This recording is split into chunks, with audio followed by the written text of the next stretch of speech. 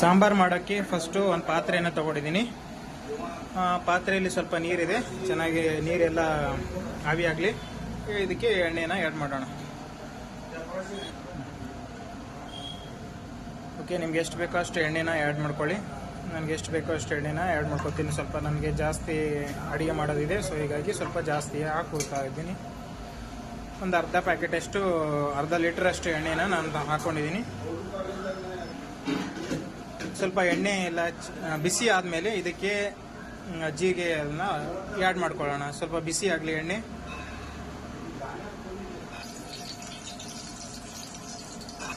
Okay, ಜೀರಿಗೆನ ಹಾಕ್ತಾ ಇದ್ದೀನಿ. ಎಣ್ಣೆ ಸ್ವಲ್ಪ ಬಿಸಿ ಆಗಿಲ್ಲ, ಸೊ ಸೌಂಡ್ ಬರ್ತಾ ಇಲ್ಲ. ಕರಿಬೇವು ಸೊಪ್ಪನ್ನು ಆ್ಯಡ್ ಮಾಡ್ಕೊಳ್ಳೋಣ.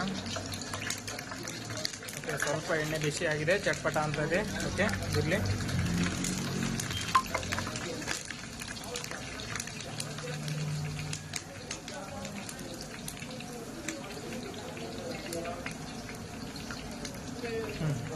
ಓಕೆ, ಬೆಳ್ಳುಳ್ಳಿಯನ್ನು ಹಾಕ್ತಾ ಇದ್ದೀನಿ. ಸಾಂಬಾರಿಗೆ ಬೆಳ್ಳುಳ್ಳಿ ಇದ್ರೇ ಚೆನ್ನಾಗಿರುತ್ತೆ, ಈರುಳ್ಳಿ ಎಲ್ಲ ಹಾಕ್ಬಾರ್ದು ಸಾಂಬಾರಿಗೆ. ಬೇಕಾದರೆ ನೀವು ಈರುಳ್ಳಿನ ಫ್ರೈ ಮಾಡಿ ಮಿಕ್ಸಿಲಿ ಹಾಕ್ಬೋದು, ಬಟ್ ಹಾಗೆ ಹಾಕ್ಬೇಡಿ.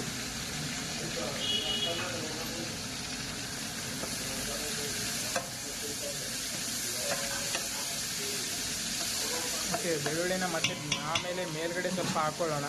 ಇವಾಗ ಸ್ವಲ್ಪ ಹಾಕಿದ್ದೀನಿ, ಯಾಕಂದರೆ ಎಲ್ಲ ಇಲ್ಲೇ ಖಾಲಿ ಆಗಿಬಿಡುತ್ತೆ ಅದು. ಓಕೆ, ಈ ರೀತಿ ಚೆನ್ನಾಗಿ ಸ್ಮೆಲ್ ಬರಬೇಕು, ಆ ರೀತಿ. ಟೊಮೊಟೊನ ಹಾಕ್ತಾಯಿದ್ದೀನಿ ಇವಾಗ.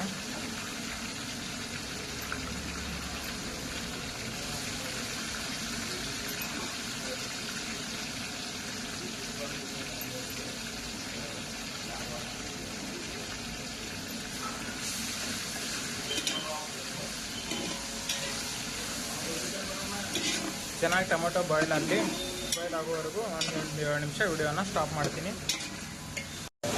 ಓಕೆ, ಟೊಮೊಟೊ ಚೆನ್ನಾಗಿ ಬಾಯ್ಲ್ ಆಗಿದೆ. ಟೊಮೊಟೊ ಚೆನ್ನಾಗಿ ಬಾಯ್ಲ್ ಆಗಿದೆ. ಓಕೆ, ಇದಕ್ಕೆ ನೆಕ್ಸ್ಟ್ ಪ್ರೊಸೀಜರ್ ನೋಡೋಣ.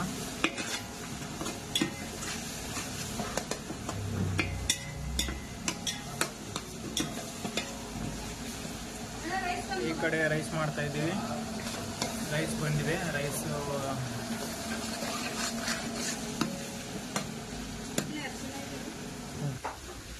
ಓಕೆ, ಇವಾಗ ಇದಕ್ಕೆ ಅರಿಶಿಣನ ಹಾಕ್ತಾ ಇದ್ದೀನಿ.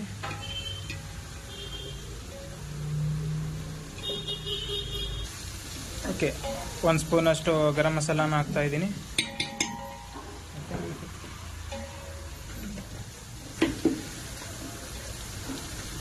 ಒಂದು 3 ಸ್ಪೂನಷ್ಟು ಚಿಲ್ಲಿ ಪೌಡ್ರನ್ನು ಆ್ಯಡ್ ಮಾಡ್ಕೊಳ್ಳೋಣ. ನೀವು ಮನೆಯಲ್ಲಿ ನಿಮ್ಗೆ ಎಷ್ಟು ಬೇಕೋ ಅಷ್ಟು ಆ್ಯಡ್ ಮಾಡ್ಕೊಳ್ಳಿ. ನಾನು ನನ್ನ ಅಡುಗೆಗೆ ತಕ್ಕಂತೆ ಚಿಲ್ಲಿ ಪೌಡ್ರನ್ನು ಹಾಕ್ತಾಯಿದ್ದೀನಿ. ಓಕೆ,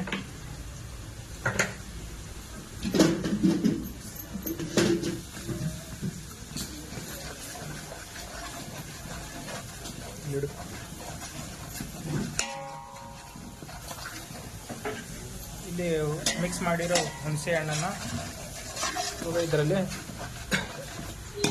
ಆ್ಯಡ್ ಮಾಡೋಣ.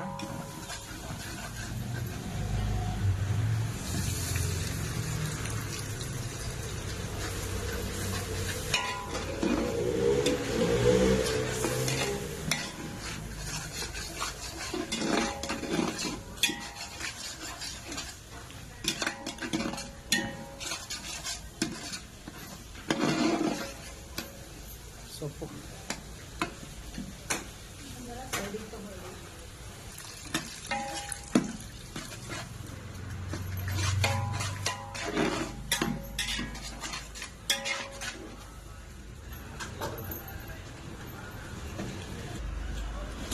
ಬೇಳೆನ ಕುಕ್ಕರ್ ಹಾಕಿಬಿಟ್ಟು 2 ವಿಸಿಲನ್ನು ಕುದಿಸಿದ್ದೀನಿ. ಇದರಲ್ಲಿ ಪಾಲಕ್ ಸೊಪ್ಪು, ಮೆಂತ್ಯ ಸೊಪ್ಪು ಮತ್ತು ಬೀಟ್ರೂಟು, ಸೌತೆಕಾಯಿ ಎಲ್ಲ ರೀತಿಯ ಸೊಪ್ಪನ್ನು ಹಾಕಿ ನಮ್ಗೆ ಎಷ್ಟು ಬೇಕಷ್ಟು ಬೇಳೆನ ಹಾಕ್ಕೊಂಡಿದ್ದೀನಿ. ಬೇಳೆನ ಹಾಕಿ 2 ವಿಸಿಲು ಕುದಿಸಿದ್ದೀನಿ ಇದಕ್ಕೆ.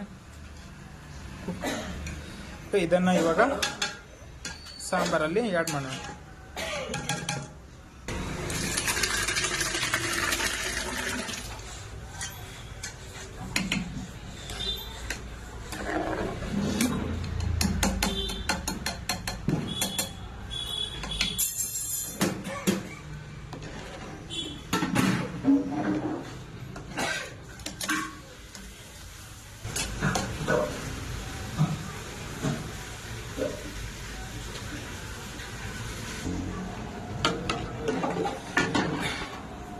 ಓಕೆ, ಇದರಲ್ಲಿ ಕುಕ್ಕರ್ ಹಾಕಿರೋ ಬೇಳೆ ಎಲ್ಲ ಮಿಕ್ಸ್ ಮಾಡಿದ್ದೀನಿ.